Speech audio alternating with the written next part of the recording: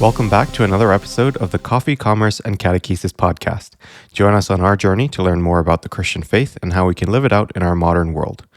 Now, you might remember that we did an episode about the perversion of love and romance a while ago.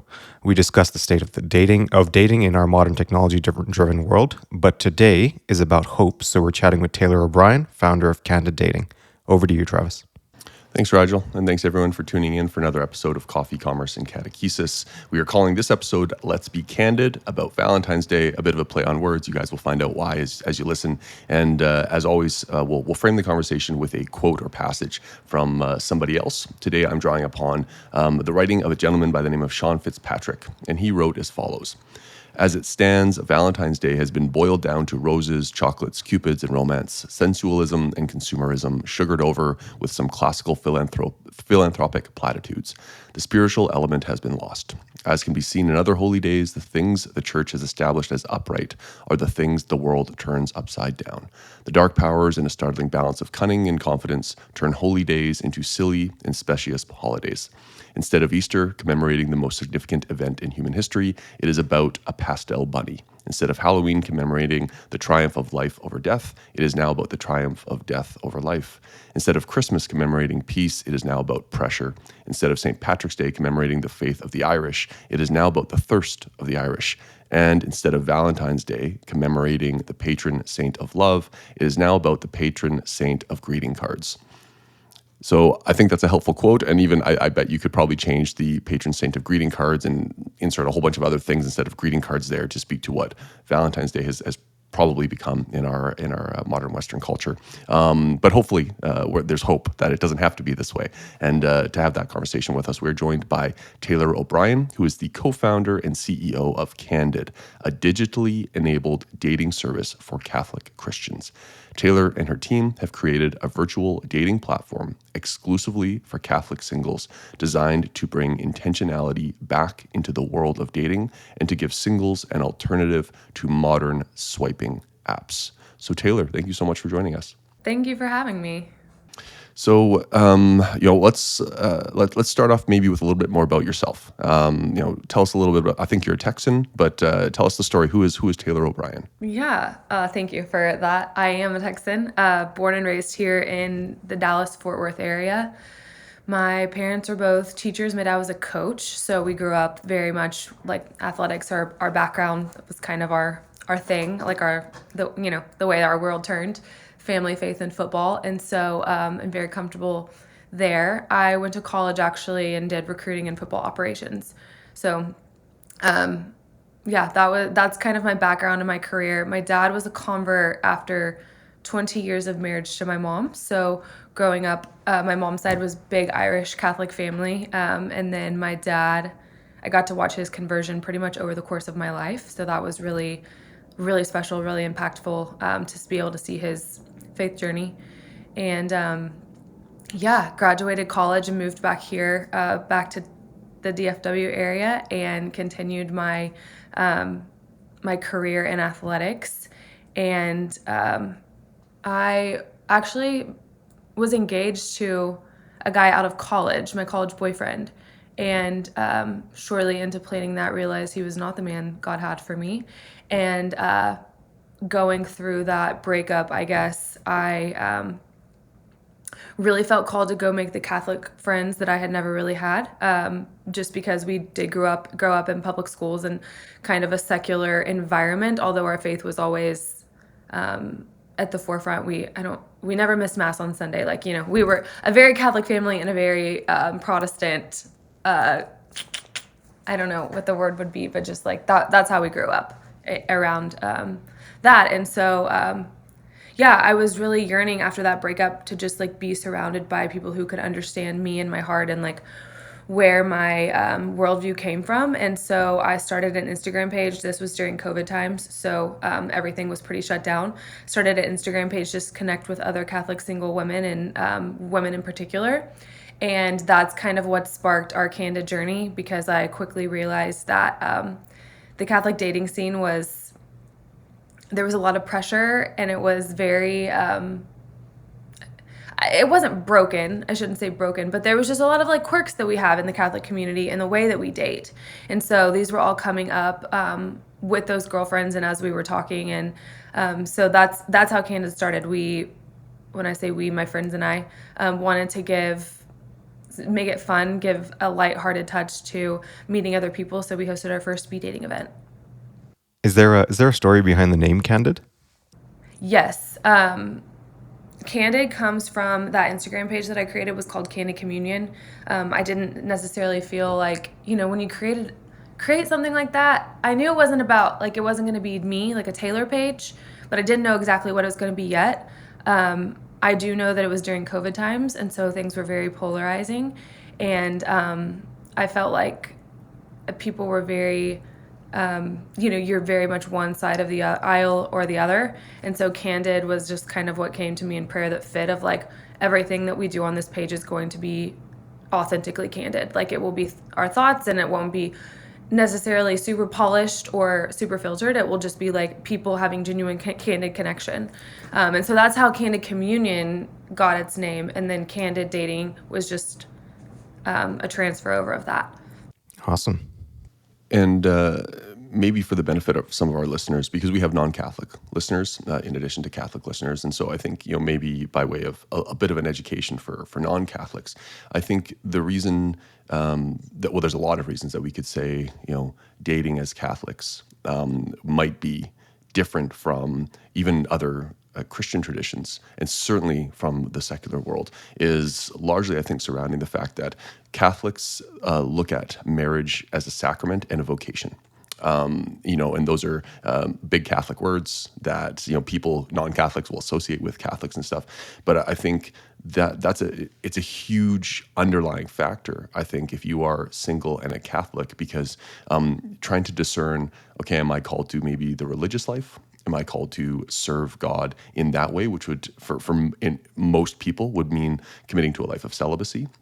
Or am I being called to what we would say is the vocation of marriage, which, and we've done episodes on this in the past, which is a lifelong union between a man and a woman open to life. And even saying that, he's just like, that's very different than our secular culture. It's so crazy that you have to even define it, and that could potentially cause someone to totally scorn.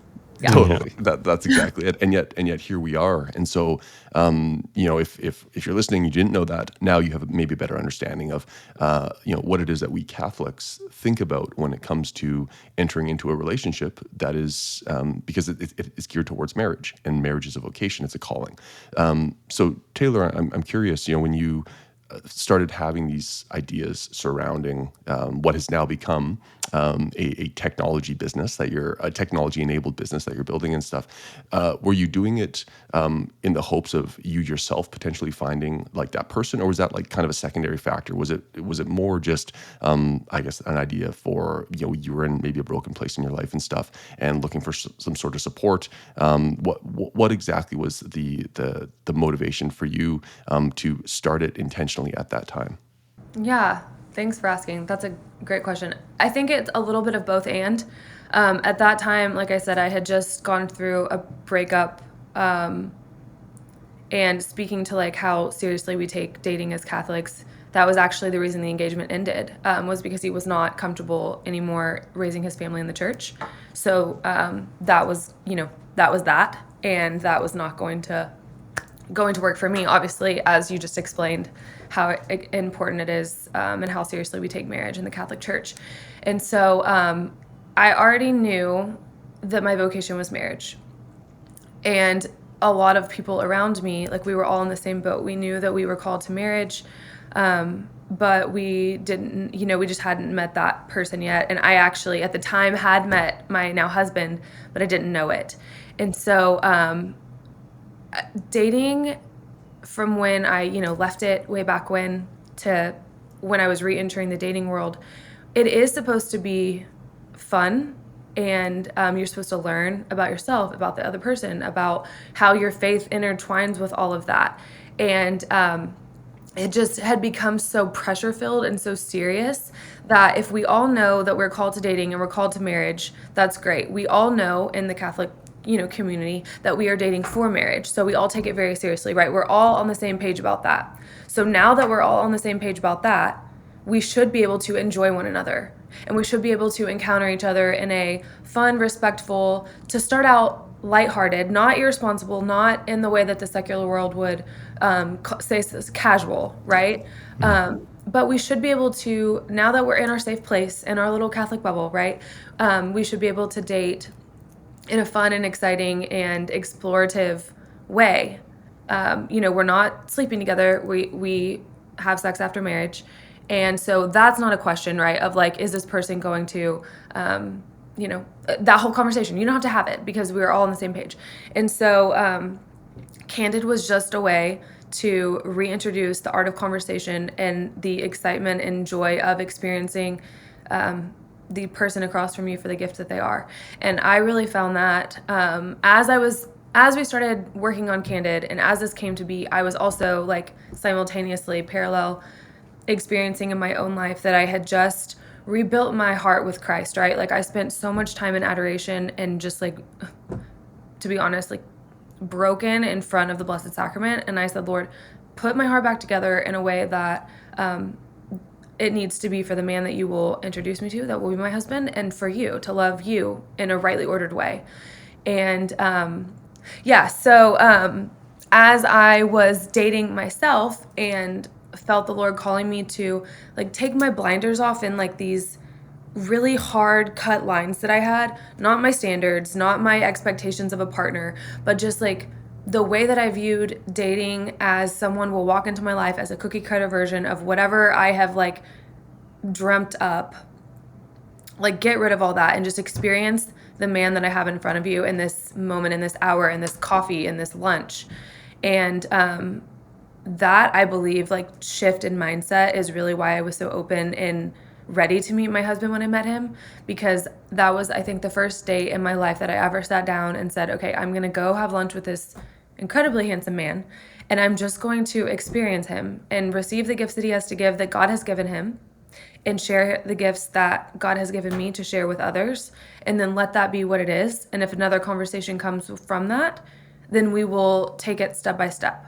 But I don't have to walk into a date all the time knowing that I've pre-vetted this person, that I know exactly how it's going to end, that I, want to meet his mother and his sister, like all of those things that because we do take dating and marriage so seriously, we tend to let those types of thoughts come into our head way too early. And so Candid, the way that we built Candid, which we can get into later, is built to kind of combat all of those thoughts and pressures and tendencies that we have.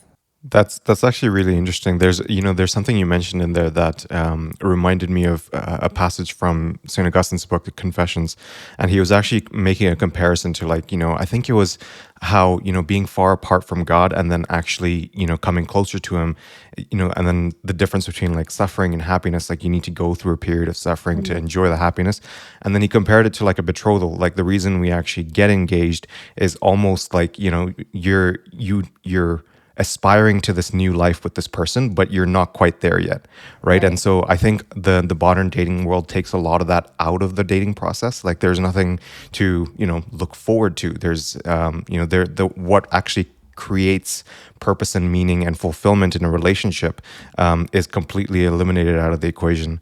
But having said that, like I can actually see where you're coming from with the pressures of taking dating a little too seriously, because dating is a process, right? You don't just meet someone and then jump in with both feet. Like you do have to get to know the person. You kind of have to mesh well, and it's a process. Like even when you make friends, you don't just become best friends overnight. It takes some time.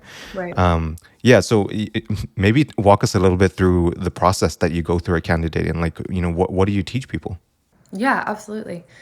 So like you mentioned, Travis, Candid is a speed dating platform, essentially. So when someone goes to our website, they will create an account, and in that account creation, notice I didn't say profile. So we have no swiping, no profiles. You create an account with us, and in that process, you answer a series of questions about yourself, your likes, a little bit about you, things like that. And then all of it, like one of our team members at Candid everyone touches your account at some point. So we will see your account, know that you're a real person, approve you, and then whenever you get an approval email, you'll be able to log into our platform and see a list of speed dating events that would be compatible to you with other people. So you and I might see a totally different list of events based on our interests, location, age. We've built it to be somewhat customizable for the user, so that they're always being matched or experiencing events with people who could potentially be compatible to them. So you log on to one of our events and you meet 5 to 7 singles for 5 to 7 minutes at a time via speed dating. So you're not pre-vetting the people. Similarly to the way that we're talking now, someone comes up on your screen and you have a 5-minute conversation with them. And that's it. If you would like to continue the conversation after the date is over, then you indicate that based on the questions that we ask you afterwards. But that's it. And to answer your question, we are very passionate about the simplification of the process of just like, after you talk to someone, do you want to keep talking to them? Yes or no? That's it. That's all we ask you, and so you do that 5 to 7 times on an event. And then after the event is over, we take all of your feedback. And if both parties answer yes, they would like to continue the conversation with each other, then you are what we call matched. And you are able to contact each other via Candid, via the platform. And if you are not, if one person says, yeah, I'd like to keep talking to them, and someone, the other person says, no, thank you, I would not, then you never are matched with them again. So you don't encounter them again on Candid. And so it's interesting because like speed dating, it's not like speed dating is a new idea or whatever, but technology enabled speed dating. I think when we think about the association between technology and romance today, unfortunately, even people who don't think there's anything wrong with it will very quickly realize that, well, there's at least a lot of problems, like, and not just like the swiping apps that, even if you haven't used one of them, you know what they're all about, right? Yeah. Like it's very transactional. It basically treats other human beings like commodities. Like you judge them effectively instantly based purely upon my instant reaction to their physical features or whatever it is. Like it's so transactional. It's crazy. But even if not that, I think even if it wasn't that, even if you took that out of it, I think we also realize that like we're swimming in a culture that's highly like pornified. Like pornography is a plague on our culture and stuff. It's enabled by technology. We're all exposed to it so young. Like I was just reading the statistics around even young girls.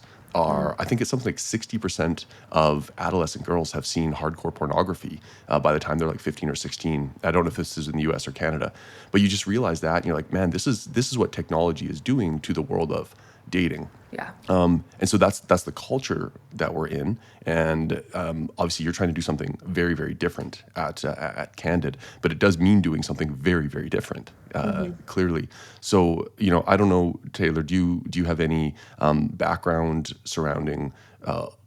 There's maybe obvious reasons why you wanted it to be different, but had you yourself seen any instances of like the swiping apps, things going wrong, the brokenness of it, etc. Like I've got stories from friends and stuff like that where I'm just like, and this is exactly why I would personally never go on these apps, because it's just like, it just seems like the epitome of not respecting human dignity.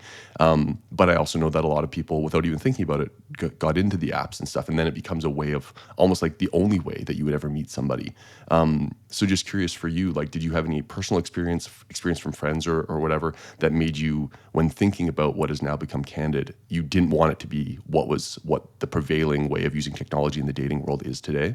Yes, absolutely not. And for all those reasons that you mentioned, because of the way that it plays on our insecurities as men and women. And I think the swiping apps have gotten really good at that it all goes down to, we could go back all the way to Original Sin and like how they really are able to play on us as just like our fallen humanity. And if people think it's not that deep, it is that deep. Like it's totally that deep.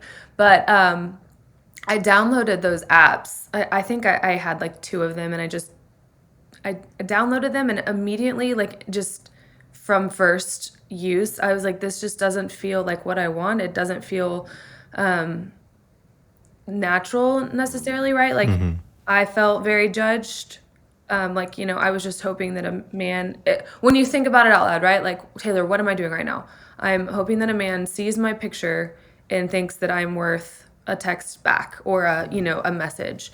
And I knew that that wasn't the way that I wanted to do it. And now I will say, I know people who have met their spouses on apps. And I think when two well-intentioned people get on those apps and happen to cross paths, Sure. a beautiful marriage can come from that. Absolutely. That's just the way that they encountered each other.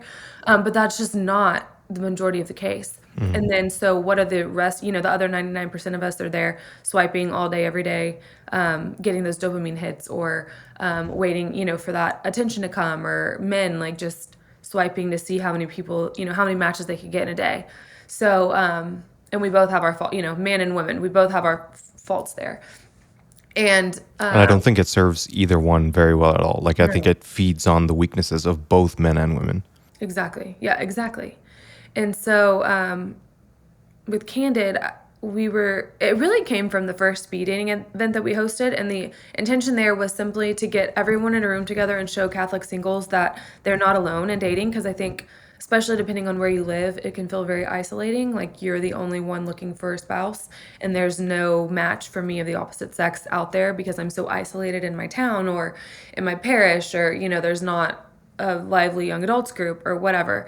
And so the first item of business was just to show people that you're not alone. Like, look around at all of these people who are looking to do the same thing that you're doing. And then with the speed dating, with the face-to-face, we realized that people were so much more refreshed by just having a conversation and being able to show up as themselves and be authentically themselves than they were, presenting a curated photo with a like catchy bio tagline and letting that be a representation for the entire person, because there's no way that that could capture you in a whole. That's a different encounter than even experiencing me walking in the grocery store, right? Like my photo and little bio and 80 characters or less is a different experience for someone swiping on me than it is me encountering someone at the grocery store, like I said. So that was really something that stood out to us when we hosted that first event without knowing what Candid would turn into. It was just that, oh, wow, people are really craving connection and conversation. So, Taylor, I have a question because I've actually had a friend of mine tell me that, one of the Catholic podcasters has mentioned on his podcast that, when you're dating someone, you should kind of take that person for who they are today. So, don't date them or marry them with the expectation that they will become something else in the future. Now, having said that, I come from a place of experience where both my wife and I, we were committed to our faith when we got married, but I wouldn't say we're as zealous as we are now. So it was a matter of growing together in the faith. So setting the expectation of like what can I actually expect out of a fellow Catholic when I am dating them, versus how can I not set my expectations for them too high? Like, what does that look like for you? Because a lot of people I know are trapped in this perpetual dating cycle because they're like, no, they're not quite where I want them to be, and so the expectations are too high, and they're not quite finding that person for themselves. I agree with that, and I see that a lot. And I think I would say maybe at one point in my life, I could have classified myself as falling victim to that type of mentality.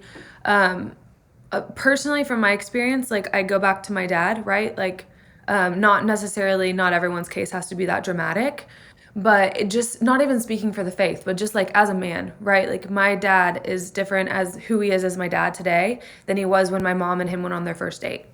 Like it's, if you think about that, and again, not even necessarily in the light of faith, but just like as a person, as a man, the man he is now to my mom, the husband he is to my mom, is different than the boyfriend he was to her whenever they were dating. And I think that that's absolutely something that I think maybe looks different for everybody, that we should definitely be checking ourselves there, because we have the listers, right? The people who make the list, like here's a long list of requirements I have for my spouse. And I think really looking internally at yourself, which we don't like to do a lot, and surprisingly so, a lot of people like to think that we're very well-formed and well-intentioned. I heard a quote actually from a friend the other day. We judge others on their actions, and we judge ourselves on our intentions. And I sat with that for a while because I think that's so true in dating. And Like, yeah, I don't know if there's a blanket answer for everyone on that. But I do know that we do not leave people as a whole room for like them to be themselves and for human error. And also, what is that saying about our faith in the Lord? Like my husband and I have grown so much individually and together since we've gotten married.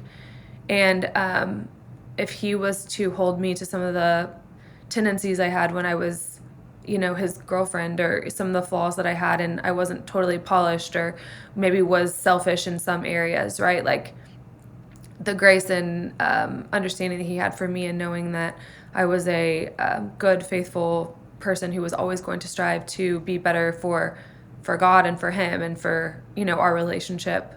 I'm grateful he put that into consideration before, dropping the hammer on me in certain situations. So, yeah. I like the phrasing there, dropping the hammer. I was recently listening to a episode of the Pints with Aquinas podcast with Matt Fradd, and I can't remember the context of the conversation, but Matt Fradd was mentioning, and I think there's a tendency even within myself, like I really reflected on this after he said it. This tendency to maybe hold yourself, but certainly sometimes hold people around you to a standard that is higher than even the church requires. And I find myself guilty of that, as a perfect example, as a daily mass goer, right? Like for me, I'm like, oh, like daily mass is so good. I don't know why someone wouldn't want that. But it's like, okay, but the church doesn't tell anyone that they have to go to mass every single day. So if that were my standard, and it's like, you could have like a beautiful Catholic person, but I'm going to rule them out. I'm going to be like, well, if I was single, I couldn't date that person because they don't go to daily mass. Like, well, Right. maybe they will over time.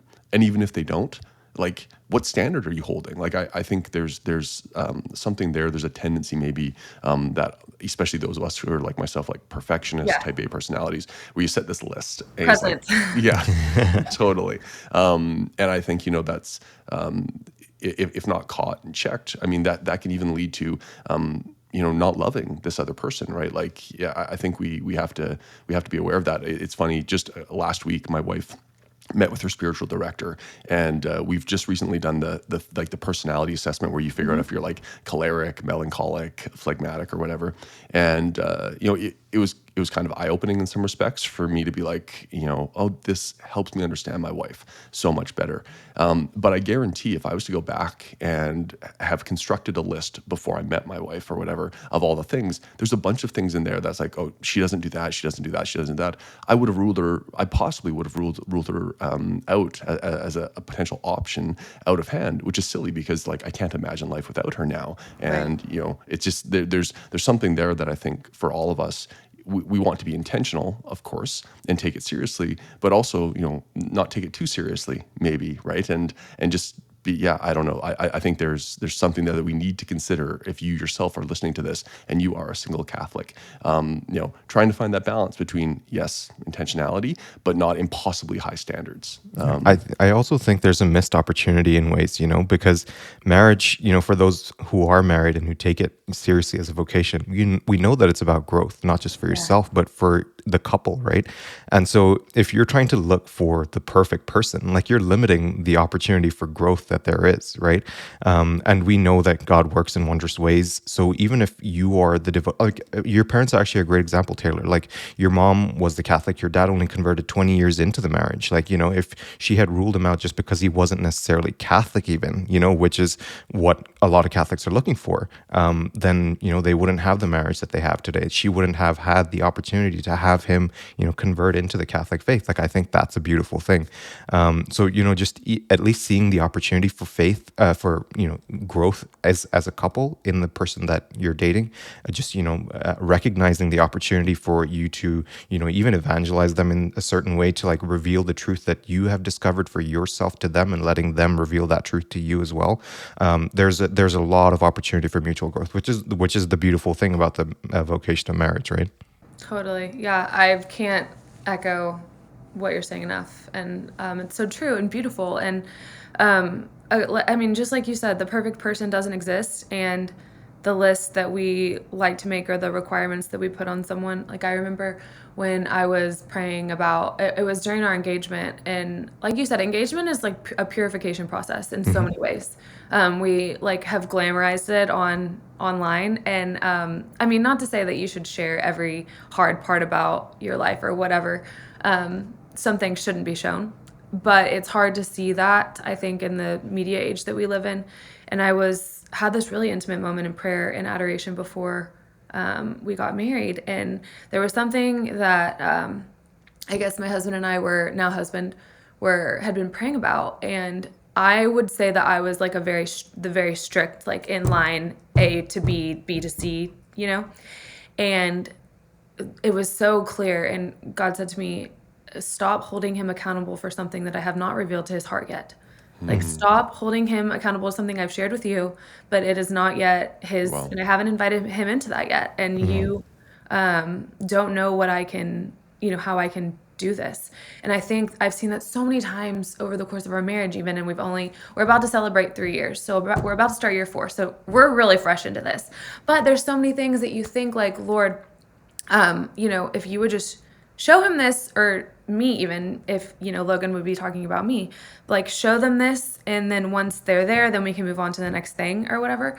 But you don't even know how the Lord can change or soften or open someone's heart in any marriage. But maybe the idea that we have, like me as a wife, the idea that I have for the way that God could open Logan's heart to something, God can take that and make it something I wasn't even thinking about, right? Like he can do it exponentially and in a way that opens up new life to something else, to an avenue that I hadn't even, in my like small pea-sized brain, hadn't even explored yet or didn't think was possible.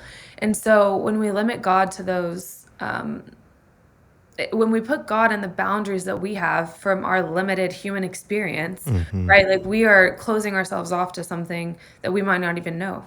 Yeah.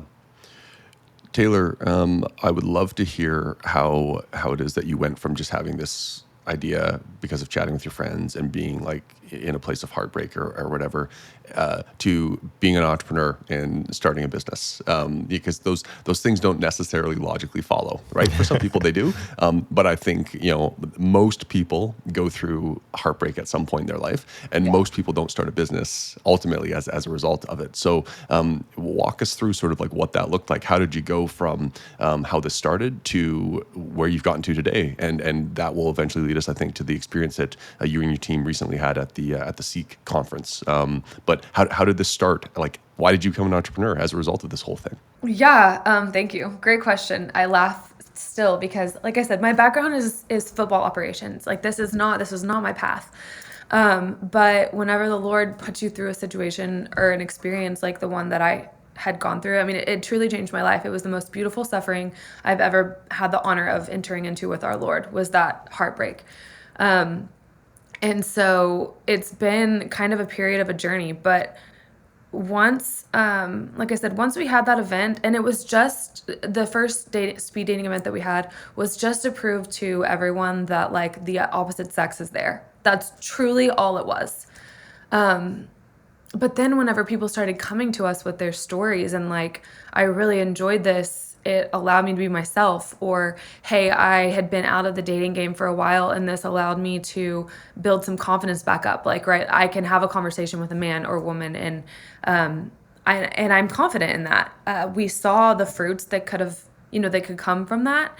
And my friend Nathan, actually, who you talked to this fall on the podcast, he is the serial entrepreneur, tech startup guru guy, and we are from the same parish. And so he had helped me do this first dating event. And he said, hey, I still have, a dev team of developers. If you would like them, they're already paid for, see what you can build. And I was like, what does that even mean? Like, he speaks in a language that when I tell you this is truly from the Lord, and there's absolutely no way that Taylor O'Brien, like from Fort Worth, Texas, has had any ability to do this. Like, it truly is the Lord just guiding our steps from one to the next. So Nathan was like, hey, if you want to see what you can build to like replicate the event that we had, feel free. And I was like, perfect. So this team they're from India. They are on a different time zone, and we do not speak the same language. And so I was like getting up in the wee hours of the morning and like staying up late to try to talk to them. There was one that spoke very broken English. So him and I would communicate, and I would tell him like, we need this to look like this, and can you build that? So, we talk, and then he'd go back and they'd bring me back, a very, very beta version.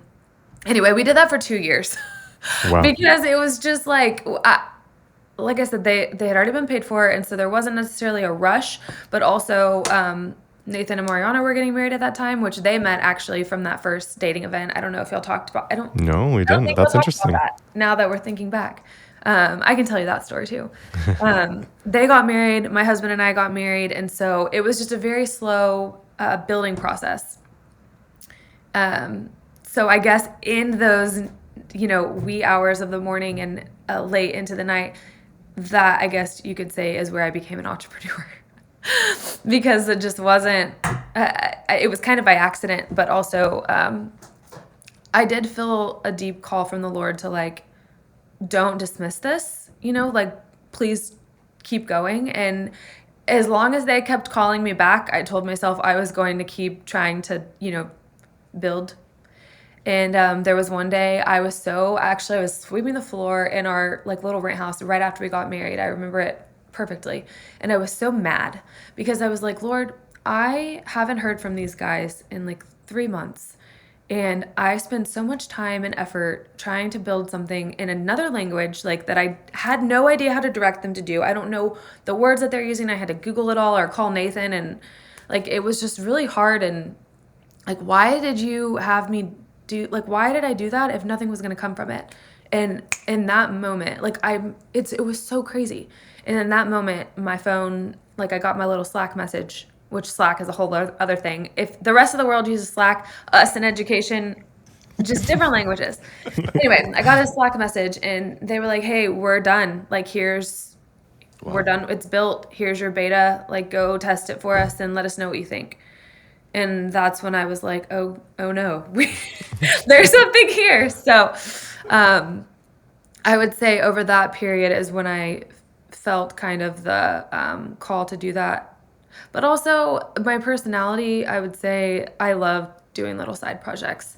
So that wasn't necessarily new, right? I love to work and I love the hustle and the grind of things. That's from my upbringing for sure. And so this was just in a different form. So what do you see as being kind of the next steps for Candid as a company? Like, where are you taking this from here? Yeah, we're so excited. So we launched last February. So we're about to celebrate a year of being like officially up and running. And we just got back from Seek, which you mentioned, Travis, where we were able to host a few thousand people on a in-person speed dating event. And so now that we have started to grow our user base and we are hosting events regularly, we have at least 2 a week. The plan this year is just to grow and to keep hosting and let as many people as we know about Candid. And I think something that I think about pretty regularly, given that Rigel and I have backgrounds in technology startups and venture capital and Good for everything. y'all.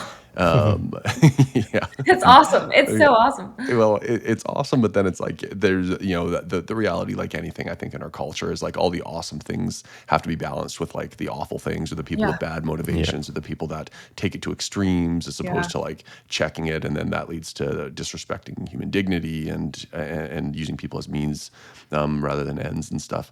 Actually, a simple example of that is that we have seen, in our time as venture capitalists, we have seen a number of dating apps that have pitched us, for funding and stuff. But if we had seen something like Candid, we would have been more interested in actually looking at it as a potential investment.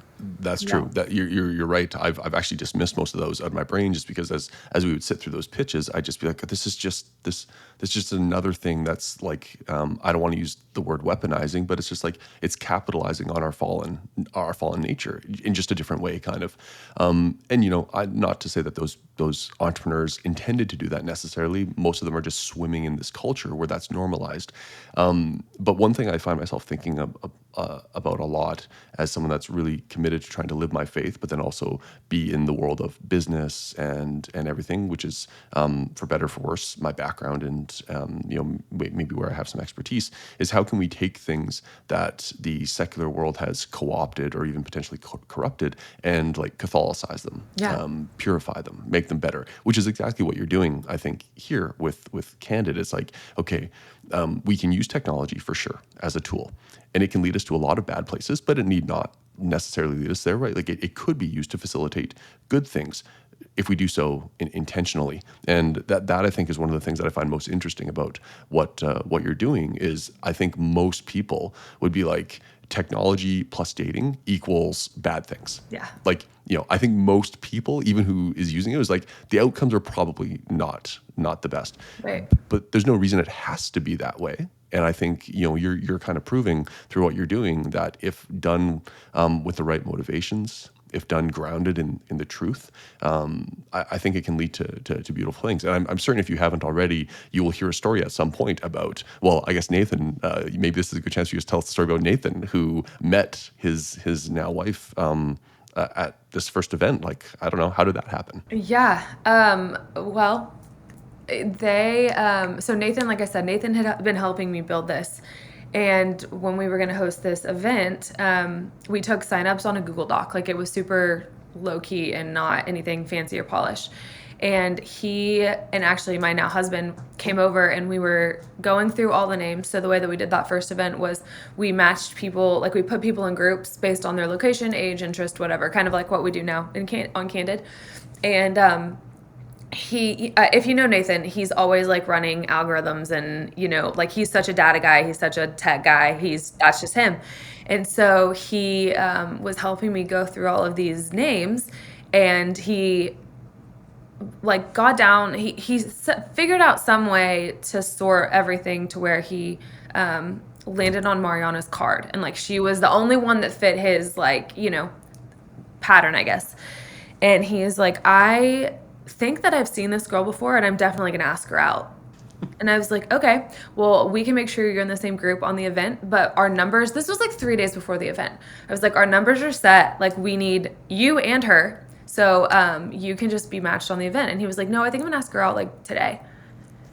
And I said, well, you can't necessarily do that because you're supposed to be in the same group, and that'll mess up all the numbers. Anyway, so obviously he asked her out. And they went on a date. I think that was February. They got engaged that following summer, and that was it. So that's how they met. I think they had been introduced in passing at some point, but they really, they dropped out before the event started and messed up my numbers, and I had to scramble up the last minute, and I have not let them forget it. But they just welcomed their first baby a year ago, November. So that's so fun to see how just like little fruits of that came from what we were doing. They give us a little bit of credit there. Awesome. Taylor, I have actually another question. So, another thing that we've seen through our experience with technology and stuff is that sometimes people will build things, right? They'll build software tools. And then what they'll find is that they put it out into the world and they have people using it. And then people don't use it in the way that they thought they would use it. So first question, have you seen any differences with like how people are using it versus how you intended? Or, conversely, the dark side of that question, like how do you prevent people from using it in a way that you don't want them to use it? Yeah, that's something that we've been talking about, especially because we are about to come up on a year of consistent events. I would say last year started pretty slow just because we were still working out a few bugs, but we definitely look at the frequency of usage, right? Like for certain people, not certain people, but like we can see, how many events people have been on, their success rate, are they coming back just because they haven't found a match yet, which is perfectly fine and acceptable, or are they coming back because maybe they're getting a lot of matches and they are getting, for lack of a more casual term, like a dopamine hit from all the matches that they're getting. And so now that we have a little bit of that data, we're able to look back and see, are there any patterns that we're seeing? But that's definitely something that we have at the forefront because you can, with anything, you can see how it could be used or misused, I guess. So that's definitely something that we want to make sure that we can prevent on the front side for sure.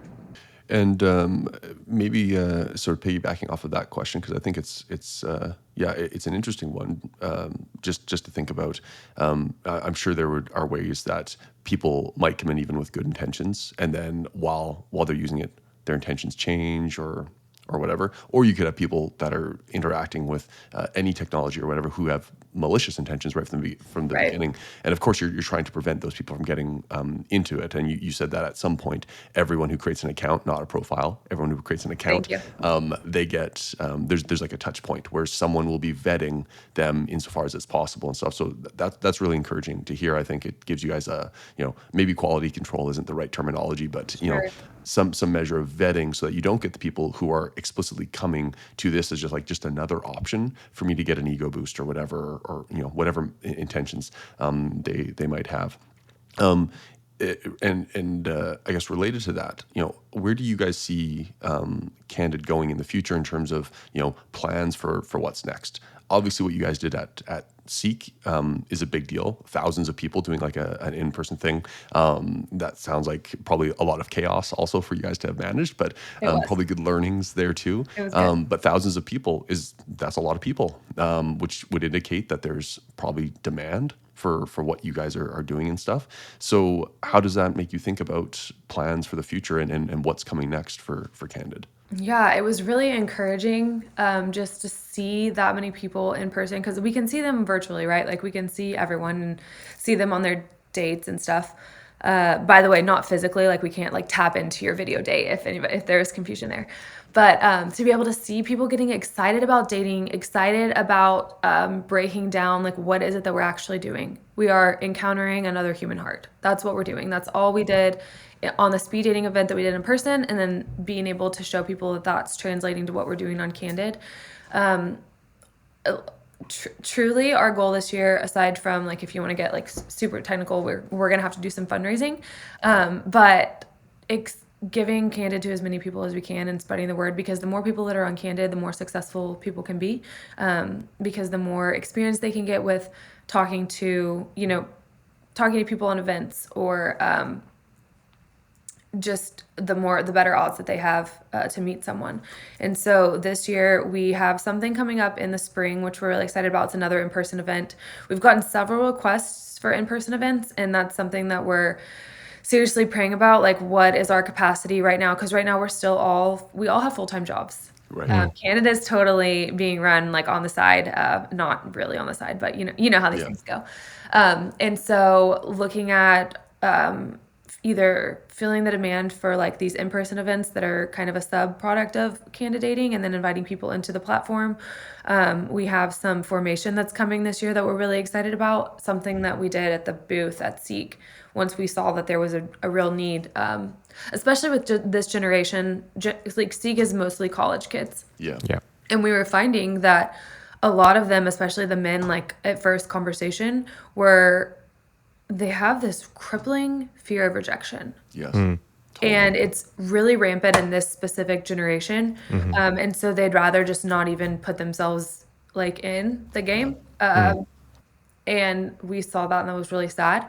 But it really came from just like I don't have experience talking to girls, or my experience wasn't good, so therefore I'm just gonna like sit it out. And so one of the gals on our team, Danielle, she's awesome, put up a sign at our booth, and it just was like, if you need help dating coaching, now this is her background too, but like give me a call, and before the event, we have 3 days before the event, let us know if you would like, and we can meet and have a 15-minute conversation.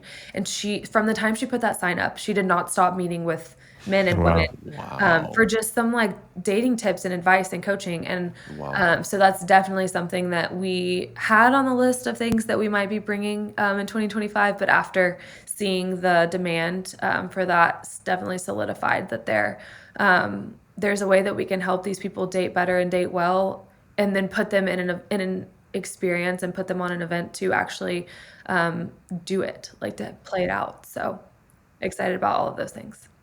Awesome. It's really nice to see, not just from a Catholic perspective, but from a startup perspective, is like, you're like iteratively testing out new things that you could potentially work on, and you like validating it. Like it's just satisfying, from an investor perspective, Totally. because a lot of people will just like they'll spray and pray, right? So they'll try a bunch of different things, see what sticks, but you guys are actually working on the things that clearly the market is telling you that it wants. Yeah, it's so encouraging. And yeah, if nothing else came out of that seek, which lots came out, but just like seeing the people in person, seeing that they were excited to date and they wanted something different. And this, especially again, this generation is craving connection. Yeah. Like they have so much, like not angst, but like, so they crave so much for connection that they don't know what to do with it all, where to put it, because they've been so deprived of that. Yes. And so we want to help and help put those, right, like desires in a rightly ordered way.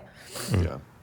That's you're tapping into something that Rigel and I have talked about many times on the podcast. It's this generation that's coming of age like right now.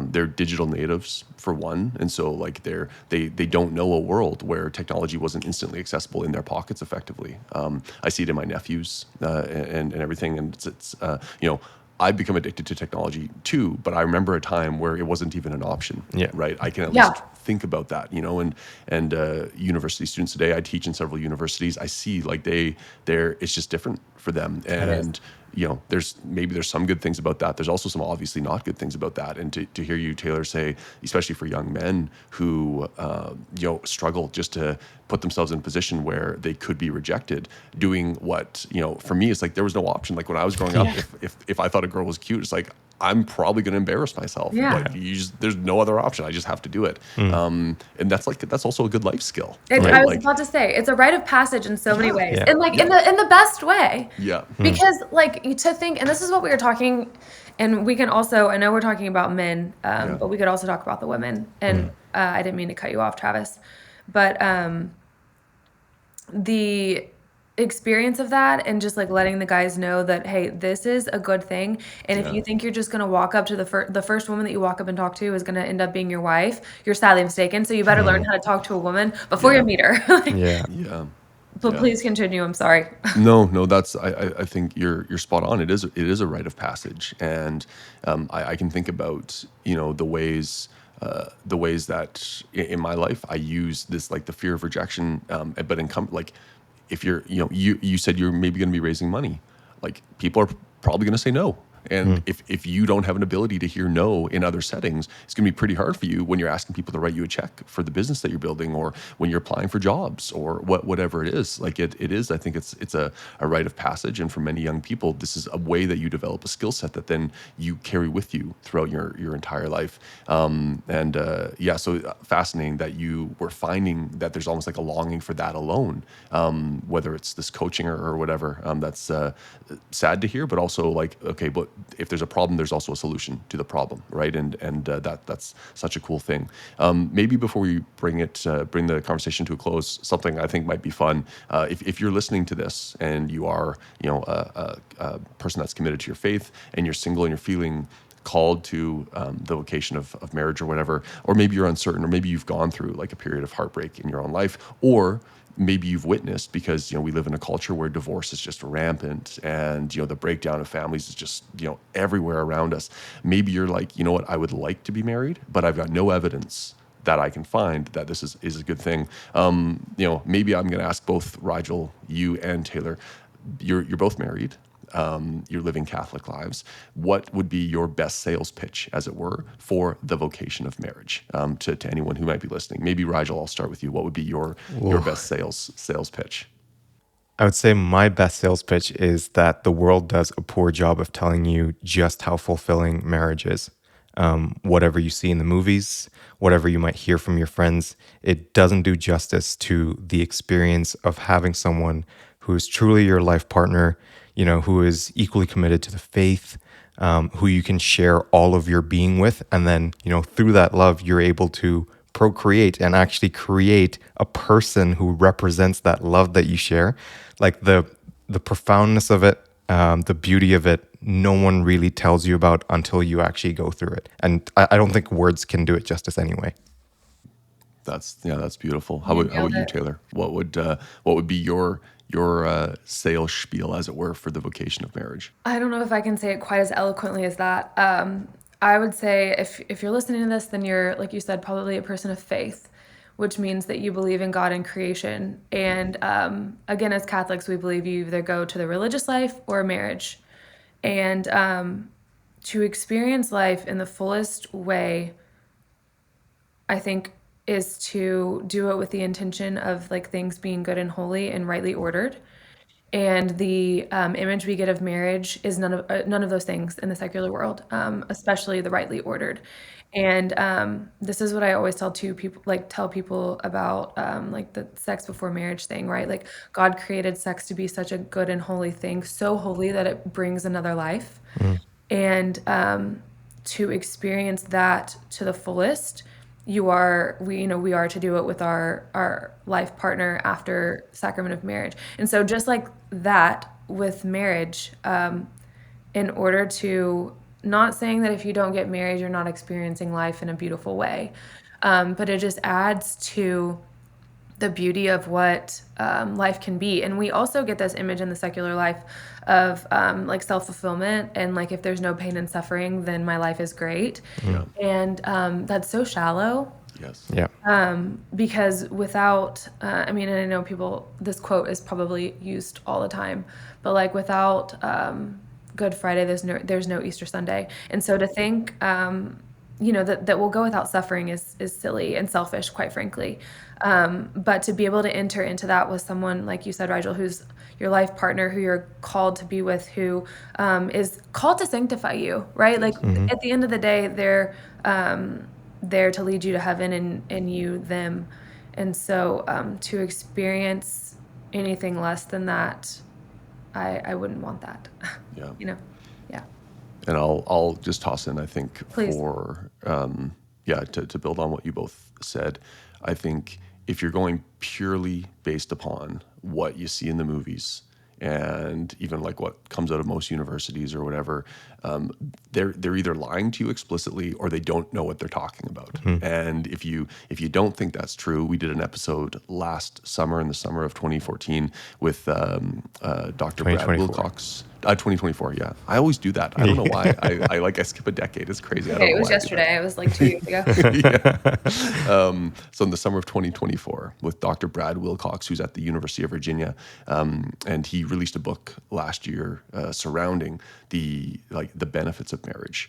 And in the title of the book, he basically says like, don't listen to Hollywood, don't listen to academia, and so if you are one of those people who is listening to those sources, don't just stop. Take my advice, the advice of Rigel and Taylor, and maybe rethink where you're getting your information about what marriage ought to be, because it is such a profoundly beautiful thing. And if you're called to it, it doesn't mean life is going to be just easy every day, but life isn't going to be easy every day anyways. Like if that's what you're looking for, you're crazy. That's not what life is about. And if you take it seriously and find the right person, to Taylor's point, they're meant to sanctify you, and you can help each other get to heaven, which I think we all probably want. So yeah, that would be my addition to what you guys were mentioning. Maybe before we wrap up in a prayer here, Rigel, I'll ask you to lead us in a prayer. But Taylor, where can people learn more about what you're doing over at Candid if they want to learn more? Yeah, thank you. You can create an account and read a little bit about us at candiddating.net. But we are on all platforms, candid_dating. So that's X, I guess now it's called X, Instagram, Facebook, all those places. Awesome. Brilliant. Well, we'll put that in the show notes as well. So if you've listened to this and you want to learn more, or maybe create an account, not a profile, there you'll have the information, and you can find your way there. Rigel, do you want to lead us in a quick prayer? For sure. Actually, just a quick word on what we were talking about rejection and stuff. The reason why Candid is actually such a great option is because everything is done through the Catholic lens, right? So even if you are rejected by the person sitting across from you, well, there's someone who's never going to reject you, being our Lord Jesus. So face the rejection and then go to the guy who will never reject you, right? So, without the Catholic lens, I feel like, you might fall into this spiral, but, with our faith, there is no rejection, really. You're loved no matter what. But yeah, with that in mind, we'll pray. In the name of the Father, and the Son, and the Holy Spirit. Lord, Thank you for the gift of love, and thank you for the perfect love with which you love all of us. We pray today for those called to the vocation of marriage. We offer all their intentions to you and pray that you reveal your will for them. We pray for the grace to be able to love our partners with a self-sacrificial love that you modeled for us on the cross, so that from dating to marriage, your faithful can continue to grow in love and faith with you at the center of their lives. We pray all this through the intercession of the Holy Family, the perfect image of the vocation of marriage. In the name of the Father, and the Son, and the Holy Spirit. Amen. Amen. Thank you, Rigel. Beautiful prayer. Thank you, Taylor, for taking the time to chat with us today.